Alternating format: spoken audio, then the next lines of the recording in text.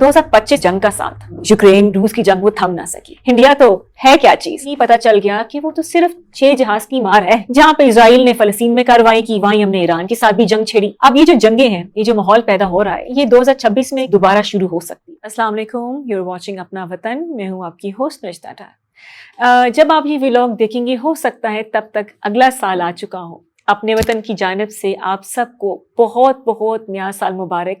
I hope and we pray कि अगला साल जो है 2026 का, वो हम सब के लिए, इस पाकिस्तान के लिए, उन तमाम ममालिक के लिए जहाँ पे इस वक्त अभी जंग चल रही है, जो इस वक्त क्राइसिस में बैठे हैं और जो एक नई तब्दीली का उम्मीद कर रहे हैं, उनके लिए बहुत बेहतर हो। अपना वतन की चैनल से आप सबको नया साल बहुत बहुत मुबारक हो। इस व्लॉग में हम बात करेंगे 2026 में, मगर एक रिकैप तो बनता है। 2025 आपने देखा कि जंग का साल था। अगर पाक भारत जंग देखें, यूक्रेन और रशिया जंग देखें, चाइना ताइवान और अमेरिका की जंग देखें, तो कहीं ना कहीं जंगें तो चल रही थी। अब रिकैप क्या है, वो बड़ा सिंपल सा है। हमने देखा कि जैसे ही 2025 का आगाज हुआ, यूक्रेन और रूस की जंग वो थम ना सकी। हम ये भी देख रहे थे कि कैसे यूक्रेन को फंड करने के लिए यूरोपियन ममालिक जो थे वो इकट्ठे हो गए। उनको ये भी डर था कि अगर हमने इनको फंड ना किया तो यूक्रेन जो है वो रशिया के साथ वॉर कहीं हार ना जाए। अब वो एक डर था, हमने ये भी देखा। एक वो समा था जहाँ पे पाकिस्तान और भारत की जंग थी। वो जंग तो कुछ दिनों की मेहमान थी, मगर उस जंग ने दोनों ममालिक का जो चेहरा था, जो असल चेहरा था, वो सामने रख दिया। जहाँ पे इंडिया अपनी फोर्सेस को, अपनी डिफेंस को बड़ा ही फख्र किया करता था, वहाँ पे ही पता चल गया कि वो तो सिर्फ 6 जहाज की मार है। इंडिया तो है क्या चीज़। और जहाँ पे पाकिस्तान को इंटरनेशनल मीडिया अंडर एस्टिमेट किया करती थी, बड़ी से बड़ी सुपर पावर इंटरनेशनल मीडिया जो थी वो पाकिस्तान को कवर नहीं करती थी, वहीं हमने देखा कि जो ट्रंप हैं वो तो पाकिस्तान के गुण गाते हैं। कहीं भी जाते हैं पाकिस्तान और जंग की जब बात होती है इंडिया के साथ, तो वो ज़रूर इसके ऊपर हमें मुबारकबाद भी देते हैं। यहाँ पर हमें अपने ममालिक, अपने उन तमाम ममालिक का पता चला जो जंगी हालत में किस तरह के डिफेंस सिस्टम रखते हैं, किस तरह की वो नेचर रखते हैं, उनकी मिलिट्री, उनकी गवर्नमेंट, उनकी इस्टेब्लिशमेंट क्या करती है। वहीं हमें अपने मुल्क पाकिस्तान का पता चला कि हमारी मिलिट्री कितनी स्ट्रांग है, हमारा डिफेंस मैकेनिज्म कितना स्ट्रांग है, हमारी गवर्नमेंट कितनी स्ट्रांग है, हम कितने कंपोज एंड स्ट्रांग हेडेड लोग हैं। वो जंग तो खैर ख़त्म हो गई। और अगेन अगर हम 2026 की इसके ऊपर बात करें तो इंडिया से कहीं ना कहीं अफवाहें तो उड़ती हैं कि जो मिशन सिंदूर है इज स्टिल ऑन पॉज। अभी तक हमने इसको कंप्लीटली ऑफ द टेबल नहीं किया। इंडिया की जानिब से ये बातें नजर आती हैं, मगर क्या इंडिया 2026 में भी हारेगा? ये तो वक्त ही बताएगा। मगर ये बात तो वक्त क्या बताएगा, ये तो मैं आपको खुद बता देती हूँ कि अगर इंडिया ने दोबारा छेड़खानी की, जो कि हमें मुमकिन है कि इंडिया 2026 में भी कुछ ना कुछ करेगा, कोई ना कोई हरबा इस्तेमाल करेगा, कोई ना कोई प्लान मनसूबा बंदी तो बनाएगा, क्योंकि इंडिया को पता है कि अब जो 6 जहाज गिराए हैं, गिराने तो हमने ज़्यादा थे, इंडिया को भी पता है गिरे भी होंगे, मगर 6 का ऐसे हिसाब रखते हैं हम लोग। तो इंडिया को ये भी पता है कि अब पाकिस्तान जो है वो रिटेलिएट डिफरेंटली करेगा।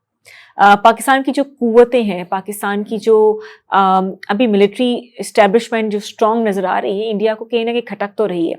इस खित्ते में बहुत सारे चेंजेस हुए। दूसरी जानब हमने 2025 में ये भी देखा, सबसे बड़ी जंग कई दहाइयों से चलती आ रही है।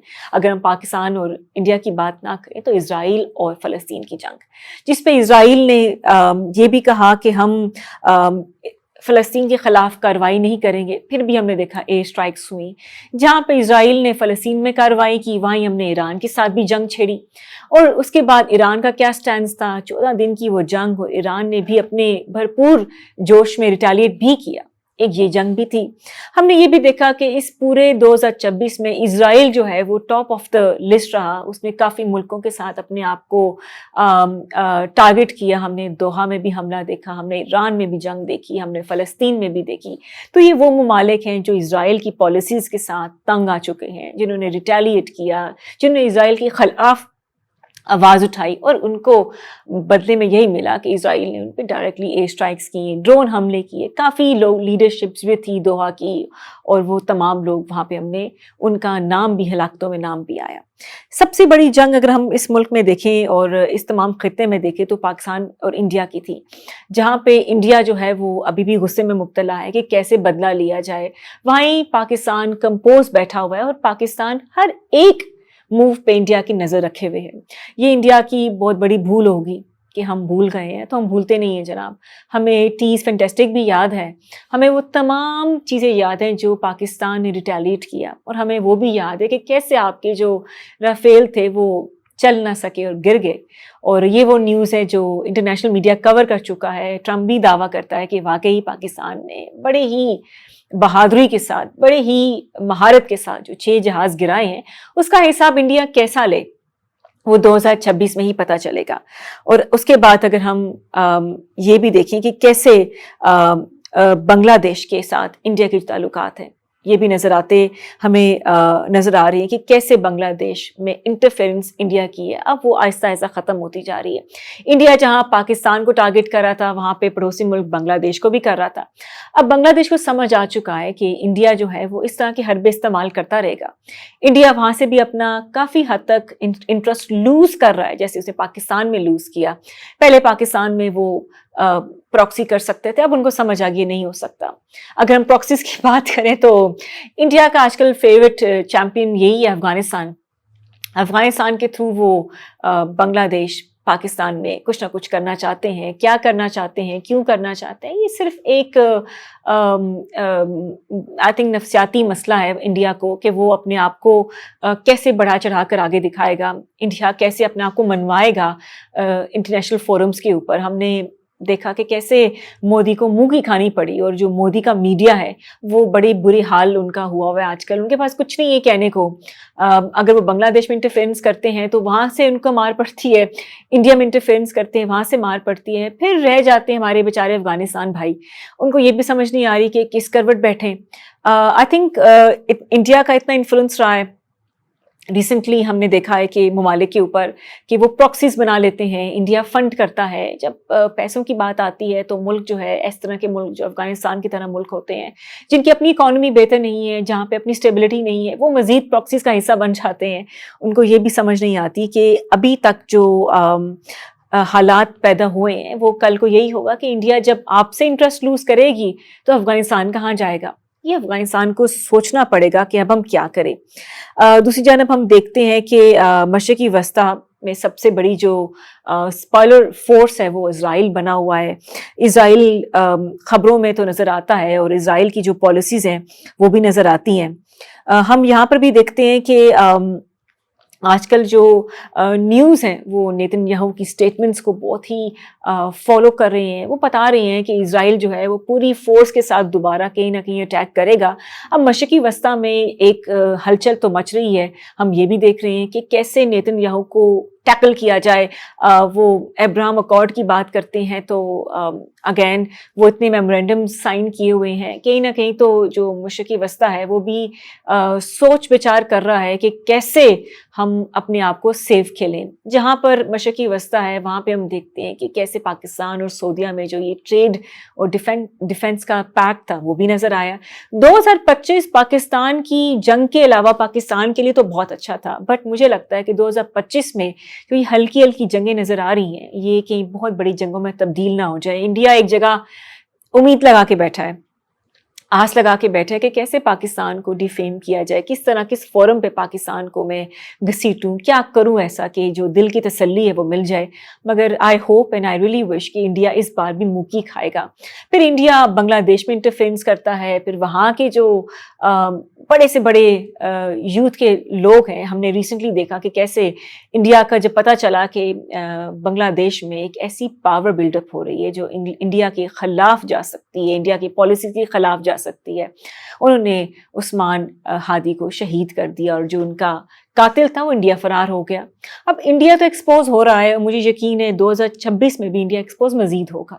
یہ جنگیں ہیں، اگر ہم یہ دیکھ رہے ہیں کہ ریسنٹلی ہی अटैक्स हो रहे हैं, वर्ल्ड ऑर्डर चेंज हो रहा है, और क्या क्या कुछ नहीं हो रहा। अभी तो ये भी सुनने में आया है कि रशियन जो प्रेसिडेंट हैं उनके पुतिन की रिहाइशगाह पे भी हमला हुआ। अब ये वो जंगें हैं नाज़रीन जो 2026 में बड़े कहते हैं ना स्क्रीन पे नजर आएंगी। ये वो जंगें नहीं होंगी जो 2 दिन 3 दिन मुज़ाकरात की ख़त्म हो गए, नहीं। 2026 भी सैडली बट अगेन सच कड़वा होता है, और इस चीज़ को मैं विश नहीं करती।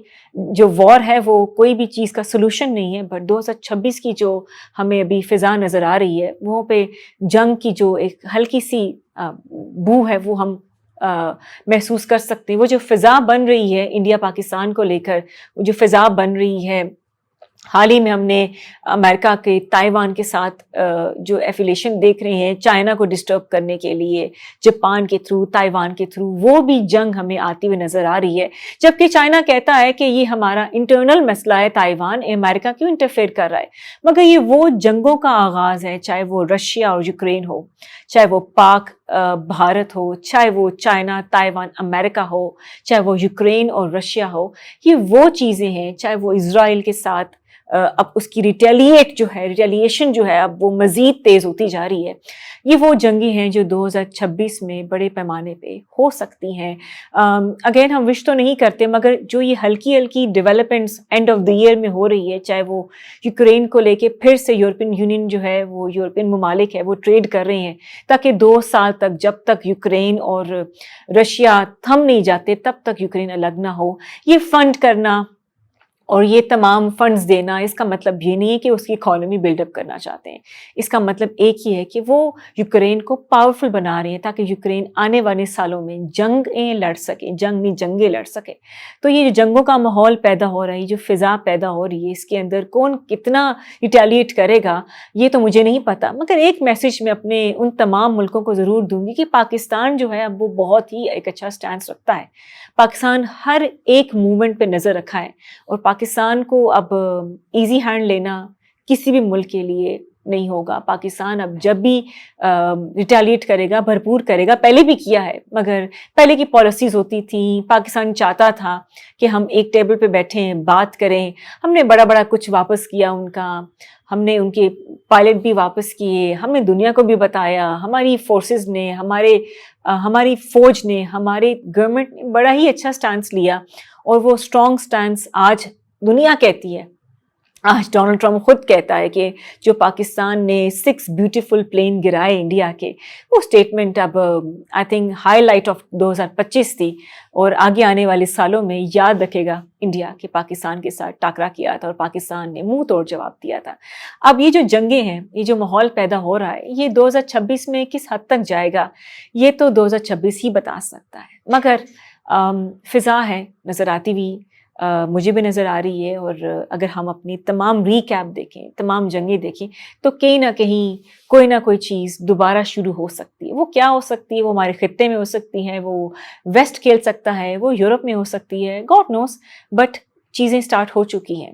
आई होप आने वाला साल अच्छा साल हो, आने वाला साल उन तमाम मुल्कों के लिए जो इस वक्त जंग के अंदर अपने आप को रखे हैं, और चाहे वो कश्मीर है, चाहे फ़लस्तीन है, our heart goes to them.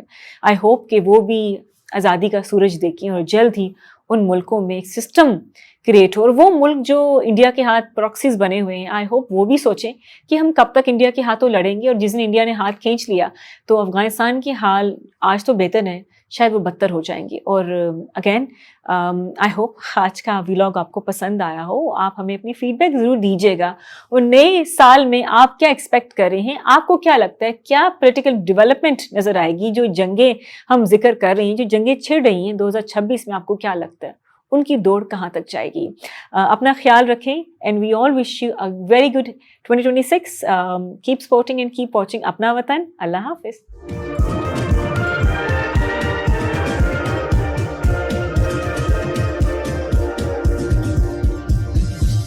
You are watching Apna Watan.